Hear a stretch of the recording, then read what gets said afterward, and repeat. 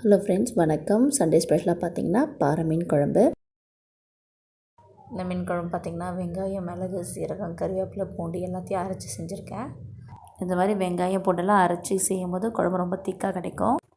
இது எல்லாத்தையும் அரைச்சிட்டு கடாயில் எண்ணெய் விட்டு அரைச்சி அந்த பேஸ்ட் எல்லாத்தையும் சேர்த்துக்கிட்டேன்.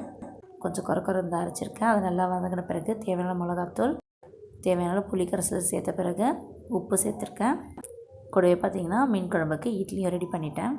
எண்ணெய் பிரிஞ்சு நல்லா கொதி வந்த பிறகு ஒரு கப் தேங்காய் பால் சேர்த்துருக்கேன். தேங்காய் பால் சேர்த்த பிறகு ஒரு கொதி வரணும். அந்த பிறகு பார்த்திங்கன்னா நல்லா க்ளீன் பண்ணி வச்சுருக்கேன் ஃபிஷ்ஷையும் அதை சேர்க்க வேண்டியது தான். ஃபிஷ்ஷை சேர்த்து ஒரு கொதி வந்த பிறகு ஆஃப் பண்ணிடலாம். மீன் சேர்த்த பிறகு ரொம்ப கிளறக்கூடாது. மீன் ரொம்ப கொதிச்சுன்னா குழஞ்சிடும். குழம்போட சூட்லேயே மீனும் வெந்துடும். வெங்காயம் போட்டெல்லாம் அரைச்சி இந்த குழம்பு வச்சதால டேஸ்ட்டு பார்த்திங்கன்னா அல்டிமேட்டாக இருக்கும்.